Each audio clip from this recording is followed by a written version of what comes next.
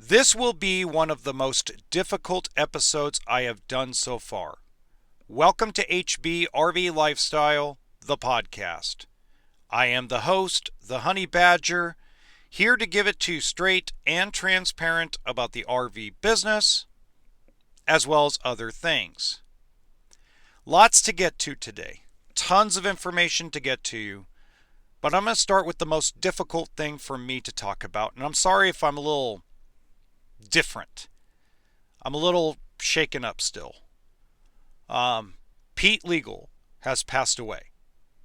And if you don't know who Pete Liegl is, he was the president of Forest River Inc. A really great guy. What most people don't know is him and I met in 2018 face to face when I was in Indiana, in Elkhart, Indiana for dealer days. Obviously, this is prior to the pandemic. This is back when I was working at Ventura RV Car Connection. Great guy. I mean, fabulous man. Lots to learn from. You'd never know the guy was worth the amount of money he's worth. He's just so down to earth, or at least he was so down to earth.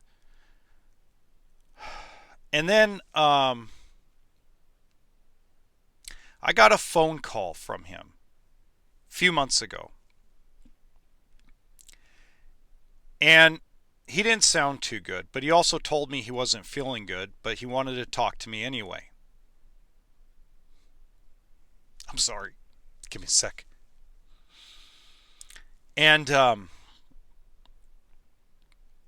he talked to me for almost an hour. Took almost an hour out of his day to make a phone call to me.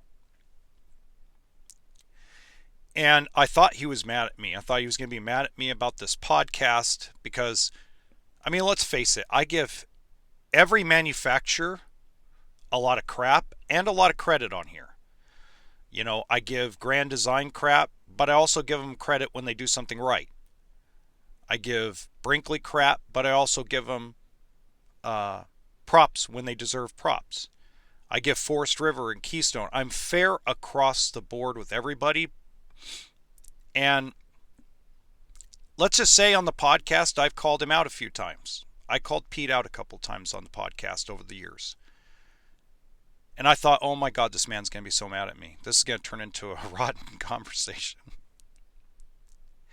And the first words out of his mouth is, Mr. Honey Badger, Mr. Livingston, says, you keep it up.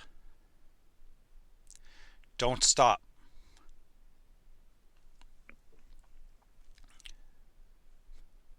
He had such encouraging words for me. And he told me that he knows I talk about him and that I've said some things. And he told me, he says, and when you mention things like you've mentioned, people should pay attention and pay attention to what you're saying because you have a pulse on things. And don't stop. You know, I've been told the same thing by another CEO in the RV industry. I'm sorry I'm shaking up. Oh my God, I shouldn't be doing this on the fly. And the reason I'm so emotional, guys, is because it's very rare in this world to have someone encourage you like that, especially when you've been very hard on them. And I haven't even done the Forest River Riverstone podcast episode yet. I still have things to talk about when it comes to Riverstone, and that's going to be in this episode. But I mean, he must have not been feeling that good because obviously, you know, he put Doug Geddard in charge, you know, of the RVs, and he put someone else in charge of boats and someone else in charge of the dump trailers and stuff like that. But what one hell of a guy. I mean, he took an hour out of his day, which means he was listening to my podcast, which means that other executives and other people in the RV industry obviously listen to the podcast. And I've just never mentioned them by name. but I know, you just hear things. I had heard rumors that Pete listened to this podcast on his way into the office. And, one of the things that was passed on to me, I didn't hear from him directly, but one of the things that he passed on to me through, I can't remember who called me about it off the top of my head, but someone called me and said, hey, some of the execs, including Pete, are wondering when you're going to go back on Spotify and Amazon. I'm like, are you kidding me? These guys were listening to me on Spotify. They weren't even listening to me on YouTube. They were listening to me. They listened to me on Spotify and Amazon and all these things. So that's why I'm a little emotional. It's just because it's been a rough 2024. It really has. I've been practically living out of my car. Struggling to make it. And when he called me, I was in a place that wasn't good mentally. It was like the timing. Sorry. It was like the timing of his phone call. It was like in a time when I was just in bad shape up here. I mean, you guys don't know it because obviously you don't see me every day. But, I've had a rough 2024. And I try not to show it. I try not to say anything about it because there's so many people in the world, especially here in the United States, that can't even afford to buy groceries. There's people in this industry, in this RV industry, that are going to get their house repossessed because they can't make the mortgage payment.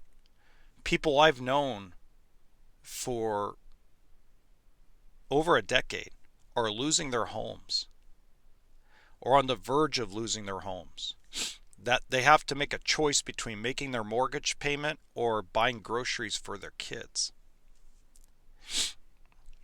That's why what gets me really riled up is when people repeat the same garbage out of the mainstream media's mouth or some politician's mouth that, oh, GDP is up and the economy's great and the lowest unemployment. Let me tell you something. If you lived one day, no, not one day, if you lived 1 year in the shoes of someone that is not as fortunate as you, you would realize that the economy is not good. The RV industry is struggling. The boat industry is struggling. Now, you guys can make up all the comments in the world about how it's quality. It isn't quality. The quality has been around the same for decades. Is there some places where it's a lot worse? AKA, we've talked about frame failure and frame flex and grand design for months and almost a year now. Yeah, you can point to that. But it doesn't affect their travel trailers. Did their travel trailers or Imagine travel trailers have slide leak problems and possibly still have slide leak problems? Sure. But does that mean every Imagine that comes across the factory floor has slide issues? No. Does it mean that every fifth wheel ever built by Grand Design has frame failure / frame flex? No. Does it mean every frame that Lippert has built over the years is all garbage and crap? No. What it does mean is quality has been around the same, and I've been saying this for a while now. Because remember, I've sold used, I've sold new, so it's the economy. It's not interest rates. Interest rates play a small percentage. And I proved that a year and a half ago. A year and a half ago, rates were in the 6-7% range. Got up to the 8% range. And people were still buying RVs left and right. So interest rates had nothing to do with it because people are smart. You're smart. You guys are smart. You guys know when dealers start dropping their prices, the interest rates don't matter anymore because you can always refinance them. What it really is is you've had to make sacrifices. And if you, and let me put it this way, if you are fortunate enough, because I saw a comment last night that bugged me, and I don't normally respond in a mean manner, but I did. I was pissed off, and I snapped back in the comment, and I'm not going to delete it. I snapped back because some person decided, because they probably have never looked at the price of eggs, probably go to the grocery store, load their grocery store, don't even look at the total of how much the groceries cost because they're that well off, and they want to tell everybody GDP's up. They want to tell everybody the economy's really good, and that when Trump walks in or Kamala walks in or whoever ends up walking in on January 20th, that the economy's, the best it's ever been. But they didn't look at the price of how much they paid for the groceries. Well, I walk into a place and I look and see that bread has tripled in price. My wages haven't tripled, but the price of bread has tripled. The price of a gallon of milk is over 2 times what it was 4 years ago, almost 5 years ago. My wages aren't 5 times that. In fact, technically, I'm unemployed. I drive Uber. I now do a gig. Let me turn on the thing because my other hold on one sec. Sorry. I'm doing housing inspections for insurance companies as a gig to try to make money. There's no jobs out there. Trust me. I applied for over 400 positions. The only thing I could find was a couple of minimum wage jobs that I couldn't make extra money at on the side because of where they were located and things of that nature. If you want to be technical, I don't have a place to sleep and live. I'm trying to pay off debt. So for anybody who wants to say that the economy is better and the economy is really good, you need to spend a year or the next month or two spending time with the people that is the middle class into poverty. We're all living to paycheck. There are people, really good people, amazing people in this industry, in this RV industry, that have had their cars just recently repossessed because they had to make a choice between making their car insurance and their car payment and paying for their kids' clothes for school. And yes, that's nature sometimes. Sometimes that happens every year. But this is especially special because of what we went through during COVID. Now on to Forest River Riverstone. I've gotten several emails. We're up to, I think, 5 emails now and a couple of direct messages of Forest River fifth wheels having massive axle problems. 2023s and 2024s so far. And that's disappointing to me because I hold them in high regard. I put them up there with Mobile Suites and I put them up there with Redwood. It's very disappointing. Now, what I'm trying to find out, and this is where I'm going with this. I'm trying to find out if they're the Riverstone Reserve, which is the lesser priced of the two, or the Riverstone Legacies / more full body paint, bigger axle, fully loaded, heavy sons of guns. I'm trying to find out. Some of them have sent me the model number, some of them haven't. But I want to see Riverstone, and this is a call out to you, Riverstone, because I held you in high regard. This is calling you out. I want to see all 7 of these people handled and fixed properly. I want you to show these 7 people that I know of, plus others out there that may be out there. I want you to show them how customer service should be in the RV industry. this should be handled with grace and dignity because it's such a high dollar amount and you don't build that many of them. And it's a good product. It's a really good product. You know what's interesting is I haven't done on my main channel because of all the wildness about the fake motorhome sales ban, all the fake news and all the garbage out there in the freaking RV universe about California did this and California did that and Oregon's doing this and Oregon's doing that. And then I prove it wrong and everybody's mad I prove it wrong.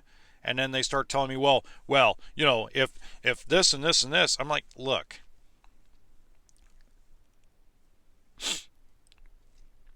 the bottom line is that I haven't gotten to my top 5, bottom 5 fifth wheels yet on my main channel, and I'm going to wait. I'm going to wait to do my top 5, bottom 5 list until I see how Riverstone responds to these 7 people. So what I'm going to do is I'm going to wait until after the week of Thanksgiving. So the first week of December, if these people have not reached out to me and said that Riverstone fifth wheels has come to a reasonable solution with them and they feel good about the solution, then they may end up on the wrong side of the list for 2025 fifth wheels. I hate to do that because I love selling them and I love the product.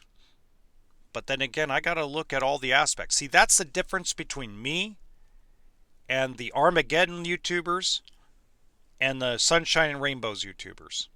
Is I'm fair and down the middle with every manufacturer, even if I love them. I love Forest River Flagstaff. I love Keystone Cougar. I love Arctic Fox. I love Mobile Suites. I love a lot of these products. They're not all perfect. None of them are perfect. But when you screw up, I got to be fair and call you out and point it out. And that's the benefit of having someone that's not sponsored. Or when they are sponsored, they tell it how it is. Like, I ain't going to move on what I'm going to do. So Forest River, Riverstone, you need to step it up. These 7 people that I know of, they need to be resolved. 7 is too many in this 4-month period. 7 is way too many.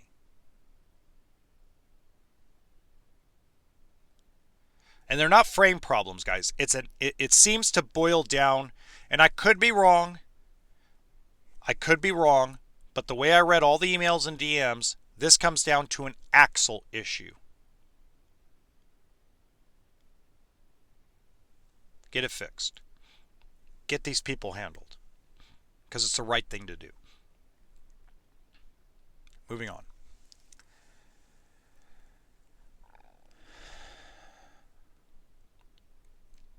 I'm sorry. This is a tough day. So you're going to have to forgive me if I'm kind of sarcastic and a little weirded out. And I'm sorry if I use sound effects and mock people. I'm not meaning to be a dick about it. It's just so frustrating when I hear all this malarkey. You know, I mean, I like Jason from RV Miles.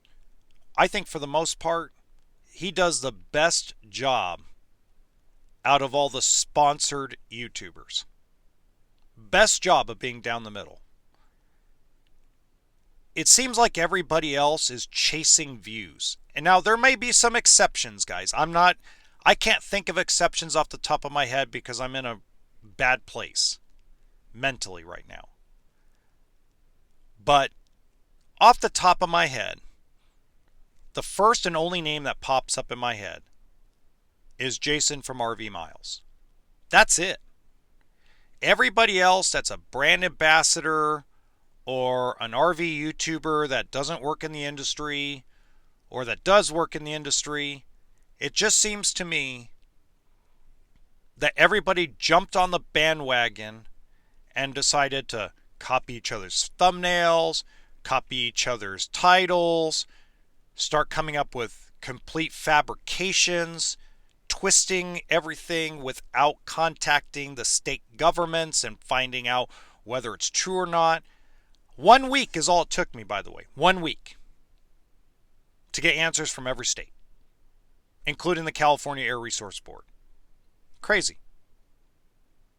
But this happened again. I want to remind everybody, this happened 3 years ago when the law was passed. Everybody was in a panic over the generator sales ban. And that's what we're going to talk about next.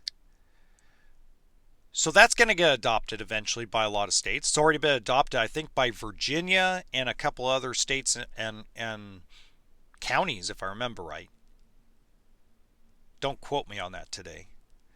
But when I talked to the California Air Resource Board almost 3 years ago, December of 2021, about not only this supposed motorhome sales ban, but the generator sales ban. The generator sales ban was real, 100% on target. Propane and gasoline generators were prohibited to be sold in California if they didn't meet the emissions requirements. And most of the generator companies said it was impossible to even come close in that short amount of period of time. So eventually, as we get along, if California doesn't kick the can down the road some more, we're eventually going to get to the point where there's going to be no gasoline or propane generators for sale that are new in California. So what are most people going to do? They're going to go up to Oregon. They're going to go over to Arizona. They're going to go over to Nevada. Hey, Harbor Freight, got that Predator generator? So I'll give you a good story about that. My former employer, when I was working at Pahrump, Nevada, went and had us buy, I think, 20 portable generators for a show that he was putting on. He had us buy them in Nevada, had 2 boys come out with their trucks, load them up in a couple toy haulers, and off they went. They were giveaways. They weren't being resold, they were giveaways. And there was no law against giving them away. There was no law preventing you from going across state borders, buying it, and bringing it back to the States, or bringing it back to California. There was no law against it. Zero. So what did they really accomplish? See, sometimes we have to understand, even though we might be upset about something stupid that a state government or federal government does, and realize that common sense in these situations doesn't always, how do I put this? Common sense doesn't exist half the time. Hell, in our normal everyday world, common sense doesn't make sense all the time, doesn't come into play all the time. Just a fact of life.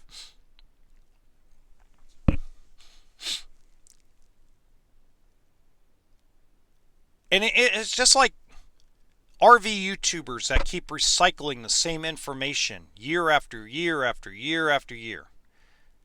Now, there's some stuff you have to recycle, and I want to cover that next.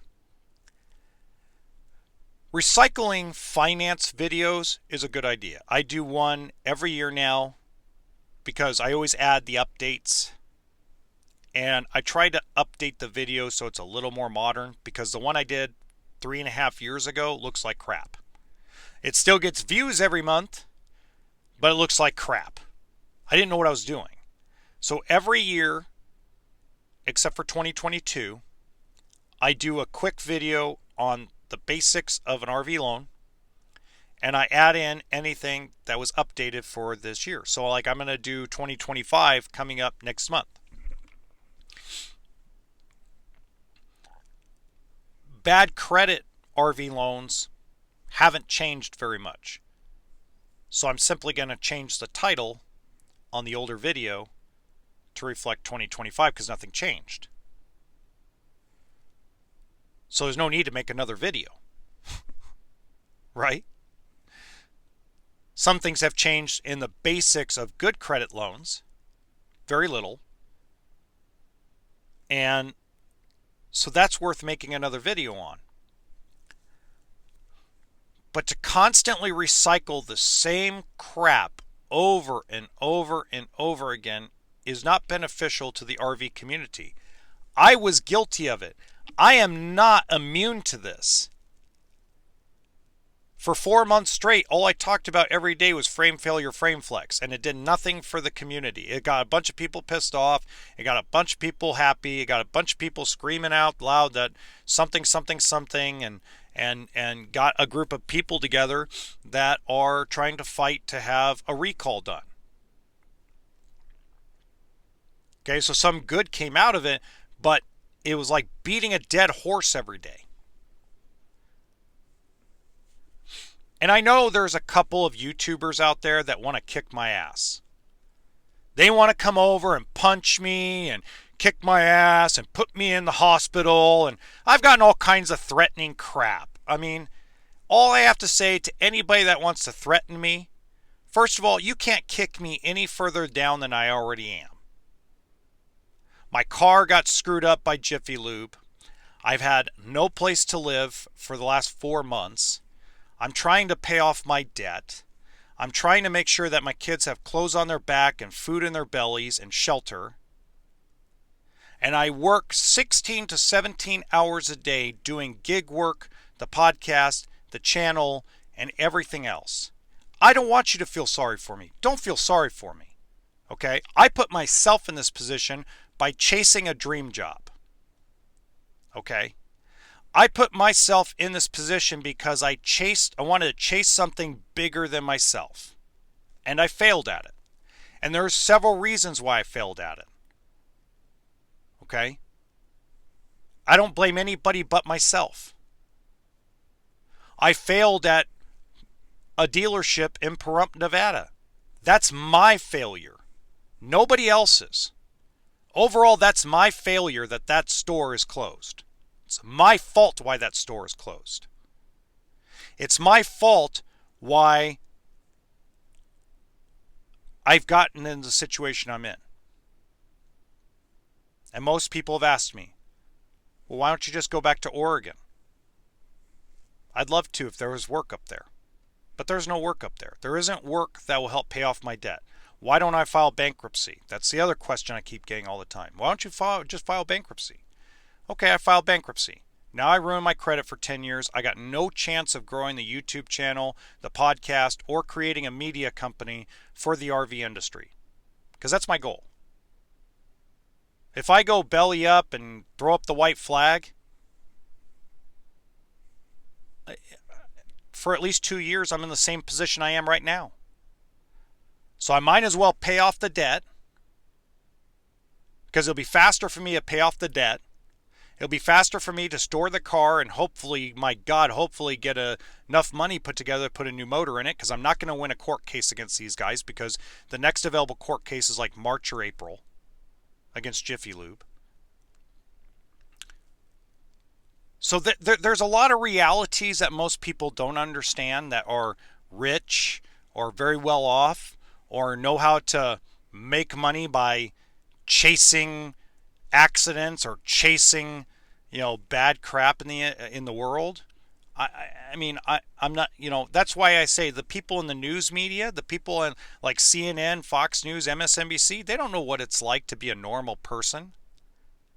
They don't know what it's like to go down to the grocery store and look at the price of eggs and have a heart attack, or look at the price of laundry soap and puke.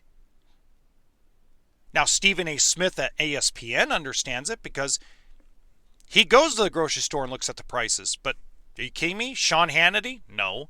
Jonathan Stewart? No. Anybody at ABC? No. Do you think Whoopi Goldberg or any of them look at the price of what bread costs? No. They have someone else do the shopping. They throw it all in a cart, swipe a card, and it always goes through. And they don't even look at the receipt.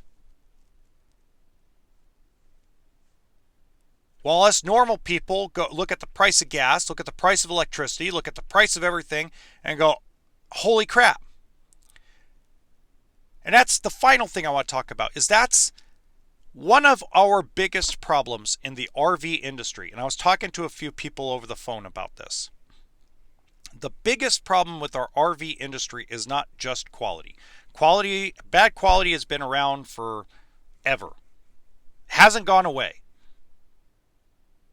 None of them are perfect. All of them are earthquakes on wheels.